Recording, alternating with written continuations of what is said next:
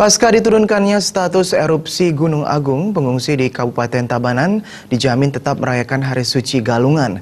Para pengungsi diberikan kebebasan untuk memilih merayakan Galungan di pengungsian atau pulang ke kampung halaman. Jika memilih pulang ke kampung, pengungsi diharapkan senantiasa waspada. Diturunkannya status Gunung Agung dari awas menjadi siaga nampaknya tidak terlalu berpengaruh terhadap pengungsi mandiri khususnya di Kabupaten Tabanan. Pengungsi yang sebelumnya berjumlah 1.477 orang, kini tersisa 1.261 orang. Penurunan jumlah pengungsi juga terjadi di Kecamatan Pupuan dan Tabanan. Wakil Bupati Tabanan Komang Gede Sanjaya berharap para pengungsi mandiri maupun di posko pengungsian yang disediakan pemerintah tetap merayakan Hari Raya Galungan dan Kuningan. Para pengungsi diberi kebebasan untuk merayakan Hari Raya Galungan di pengungsian atau kampung halamannya. Namun pengungsi yang memilih merayakan Galungan di rumah tetap dipantau pemerintah Kabupaten Tabanan maupun Karangasem jika kembali terjadi perubahan status Gunung Agung. Nah, dalam rangka menjelang Hari Raya Galungan dan Kuningan ini, kami selalu berkoordinasi dengan provinsi.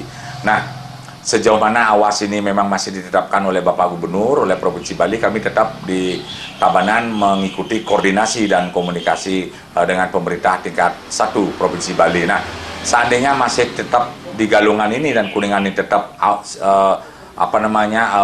masih siaga awas, artinya kami di masing-masing nanti posko, di masing-masing kecamatan, kalau memang apa yang menjadi harapan daripada pengungsi melakukan sembahyang bersama atau dalam rangka menyambut Galungan dan Kuningan, kami akan kondisikan dengan camat, dengan deso adat, sehingga hari raya ini jangan sampai kita tidak melakukan persembahyangan.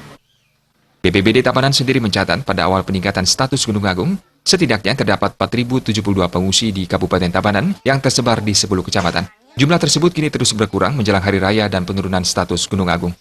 Trimaja dan Ratna